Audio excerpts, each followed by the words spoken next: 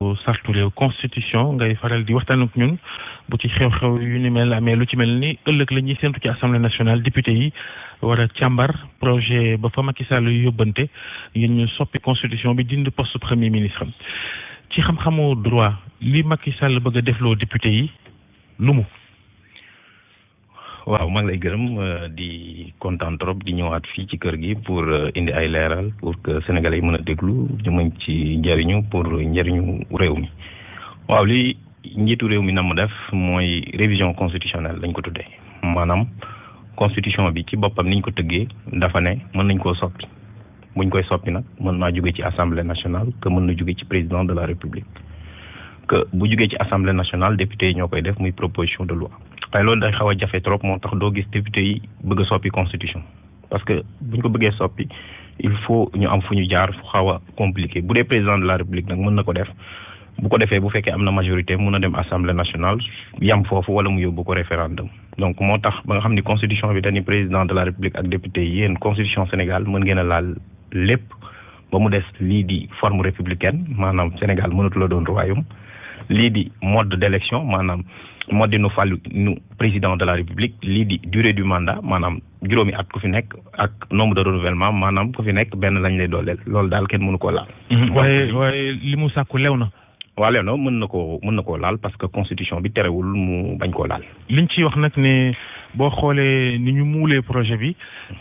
mu Macky Sall en tant que président république amoon na doole ba noppi waaye day gën a yokk dooleem loolu am na. waaw loolu moo ci teexal parce que soo jëlee. dañuy wax rek ni dañoo bëgg a soppi poste premier ministre déedéet du loolu dañuy changer nature du régime bu Sénégal parce que Sénégal dafa nekk ci régime boo xam ni régime parlementaire la même si bu ñuy wax naan am na ay jafe-jafe et cetera parce que régime parlementaire mooy lan mooy day am jokkalante ak pouvoir yi dañuy duggante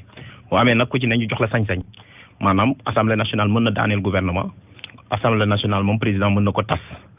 léegi lii di exécutif bi day am ñaari nit muy premier ministre ak président de la république boo amee ñett yooyu rek mën nga ni maa ngi ci régime parlementaire alors mais président de la république ci sunu dëkk dafa am doole lu tax mu am doole mooy falin wi moo dinu falin wi parce que suffrage universel direct la maanaam moom mooy ndawal askan bi ñëpp a ko fal boo xoolee député yi ci ay gox-goxaan lañ leen di fal maire yi ci ay gox-goxaan lañ leen di fal mais président ñëpp a bokke fal ko muy ñi ko woteel ak ñi ko woteelul moo tax moom mooy l'élu du peuple donc sañ-sañ yooyu la koy constitution bi di jox moo tax boo liiree article 42 ba 52 rek da ngay xam ni doole yëpp moo ko yor waaye moom li mu bëgg nii boo ko indee muy régime présidentiel doole yi dañu koy équilibrer maanaam moom dooleem dañu koy wàññi dooleelaat assemblée nationale dooleel justice ba nga am li xaw États-Unis parce que ñoom ñooy régime présidentiel su ko defee nga am équilibre parce que régime présidentiel loolu la waaye lii projet bi indi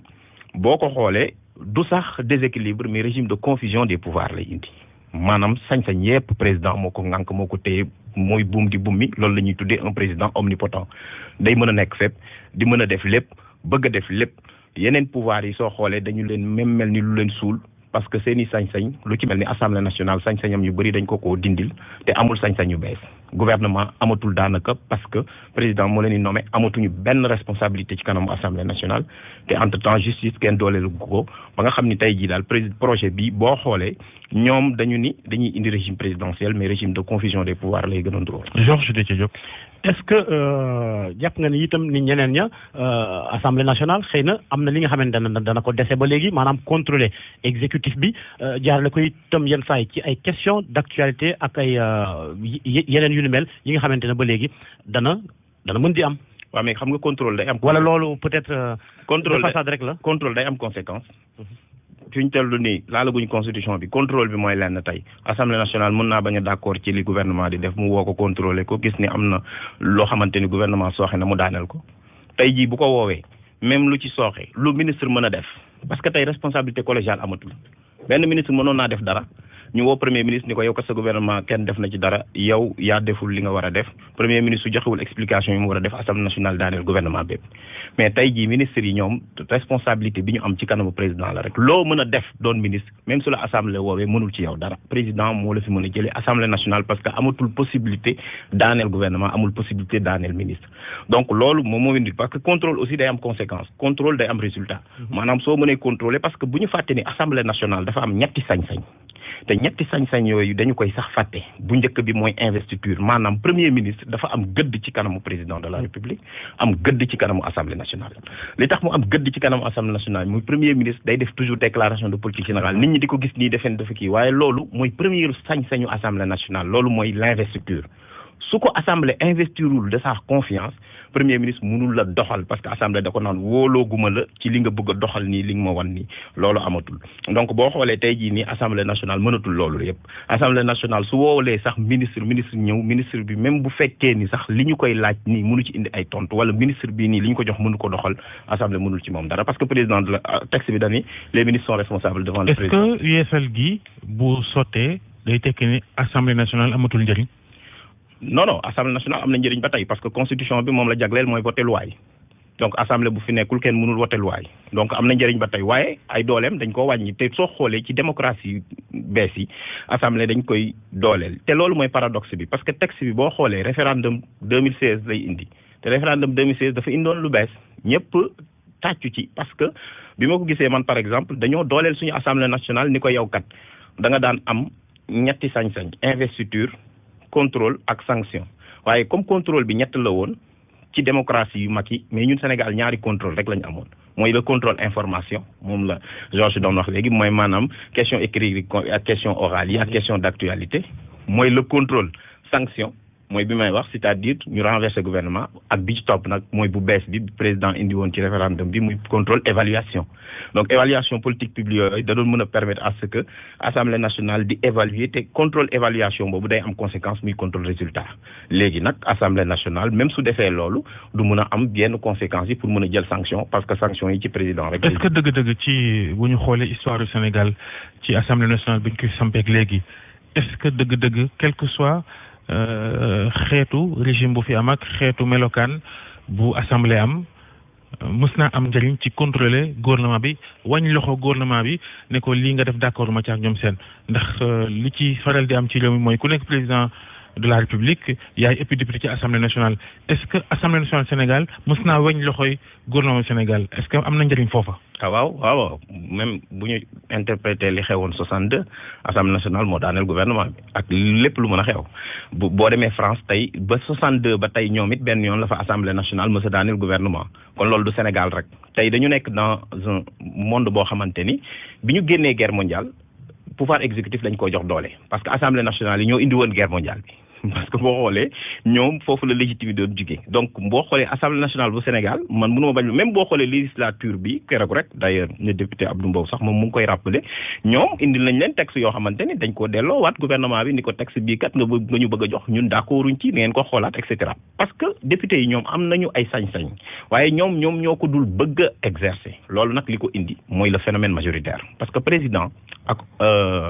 ak assemblée nationale dañoo booloo loolu la ñuy tuddee fusion loolu tax tey jii nii texte bi ni ñu ko waroon tënki sax da nga ci war a dooleel opposition mais ñun dañuy fàtte opposition suñu texte yi te moom article 58 da koy wax beneen bi ci topp mooy assemblée nationale tey jii pour nga dooleel ay sañ-sañam il faut nga laal règlement intérieur bi te règlement intérieur boobu aussi laaluñu ko loolu aussi day tënk député yi beneen bi ci topp aussi constitution bi day tënk député yi parce que texte bii nii boo xoolee li ñu doon wax sànq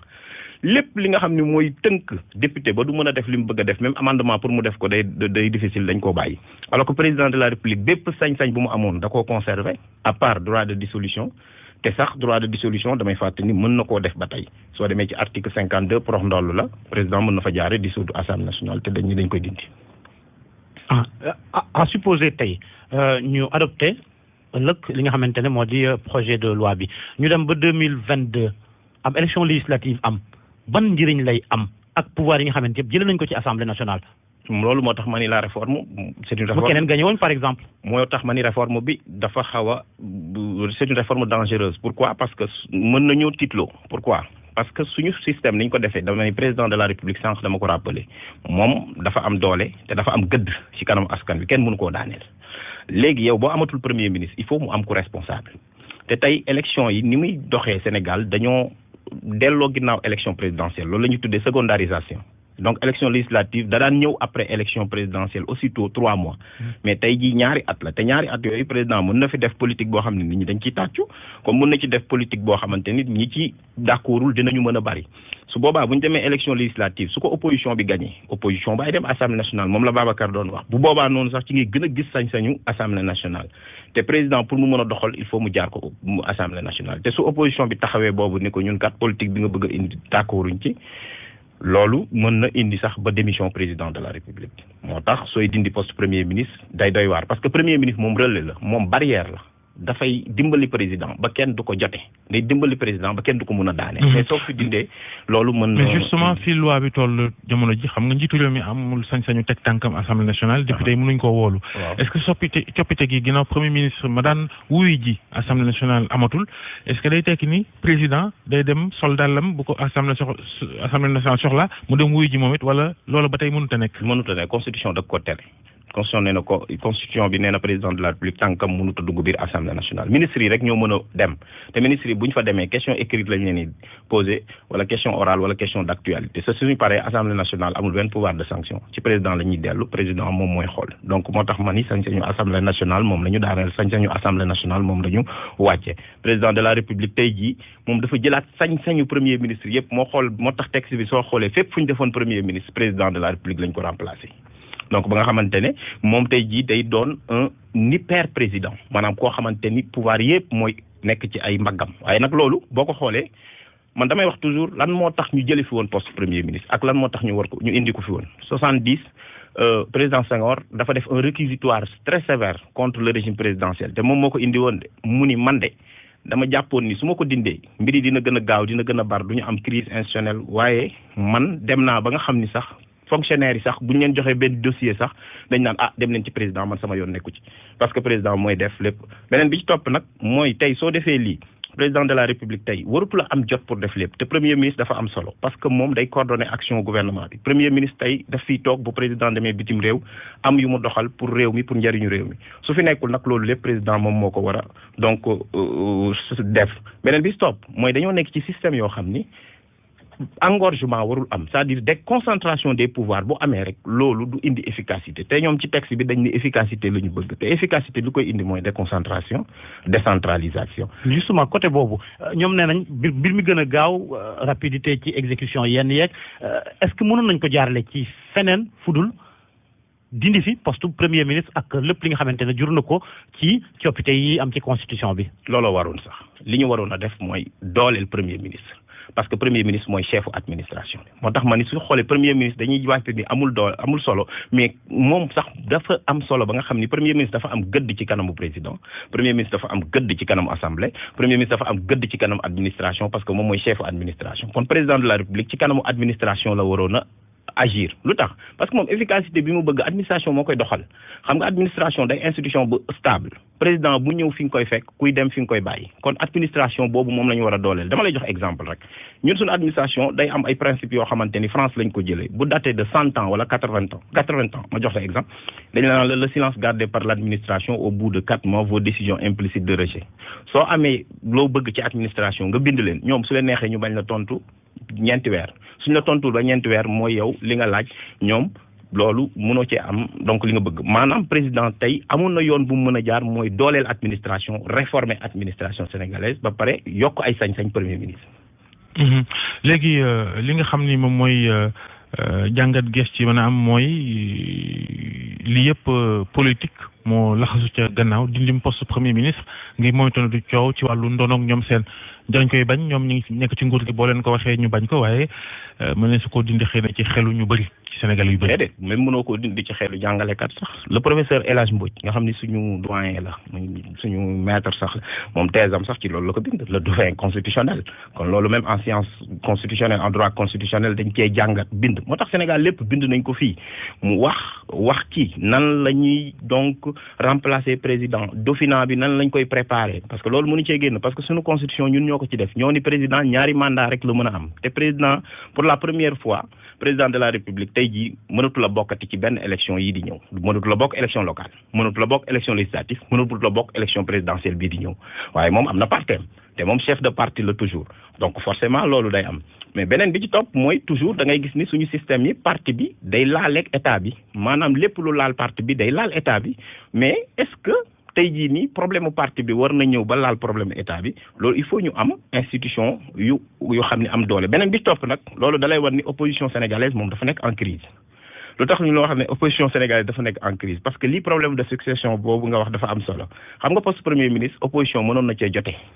bu gagné woon élection législative 2022 kon ñoom soo dindee poste premier ministre tey élection législative dootul amati enjeu quasiment donc loolu dafay am solo beneen bi ci topp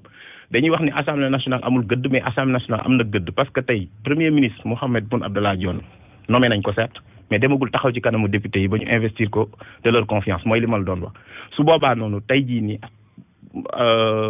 député opposition bi amoon nañ possibilité déposer motion de censure moo nekk fii moom la ñuy dindi defuñu ko kon nga gis ni opposition bi dafa nekk en crise muy deux types de crise latente ak crise apparente boo xamante ni daf leen permettre ñu nekk bloc monolithique loolu leneen li ko indi aussi mooy soo xoolee dañoo xaajaloo parce que soo xoolee dafa am ñeenti candidats yoo xam ne dañuy wax tout le temps te parti bi nga xam ne moo ëpp doole assemblée nationale nekk ci opposition muy PDS moom dafa taxawee na le waaye boo xoolee toujours PDS soo jàngatee dafay mel ni ñoom dañoo xalaat ni dañ leen wax xaw beddi un peu parce que président Abdoulaye Wade day jii nii boo xoolee communiqué yi opposition bi di génne yëpp lu ci bari boo ko gisee moom communiqué boppam lay def à côté donc da ngay gis ni opposition boobu noonu aussi taxaw na mais taxawul taxaw bi nga xamante ni politiquement la waroon taxaw ba nga xam ni système bi président de la république dina jël en compte donc loolu mais président aussi moom day dérouler parce que aussi bëgg na partem am doole bëgg na aussi ki koy wuutu aussi jóge ci partem wala ki koy wuutu aussi nga xamante ni moom dina ci laale donc loolu tax ba nga xam ni réforme bi nii mënut a ñàkk yu fi politique. léegi président moom bu amee ngant fi ñu toll nii ko gannaaw day dindi premier ministre bi su amee ngant mënta liggéey ministre yi moom ku leen di diriger. dina jafe lool bon dinañu ni secrétaire général à la présidence moo koy def mais dina jafe lool parce que tey jii soo. est-ce que kooku loi bi may na ko sañ-sañu jiite gouvernement bi bu président amee ngant. du tout parce que xam nga lu tax gouvernement waratu la am ci régime présidentiel. régime présidentiel ay secrétaire d'État boo xoolee même constitution bu 1963 nañ ko tëggee. la xew Amérique. très bien moo gën lii parce que foofu dañu doon wax ni ay secrétaire d'État ak ay ministres lañ mais ñoom ay collaborateurs ak ay assistants du président de la république la lu tax mooy soo dindee premier ministre lépp luy pouvoir exécutif président de la république moo koy nànk ministre yi amatuñ benn responsabilité lu dul ci kanam président moom moo leen nommé dindi leen moo tax su fi président jógee même bu tukkee sax ministre pour mu bëgg a jël décision dina jafe lool bloqué daal il faut mu xaar président de la république looloo tax régime présidentiel États-Unis rek la réussir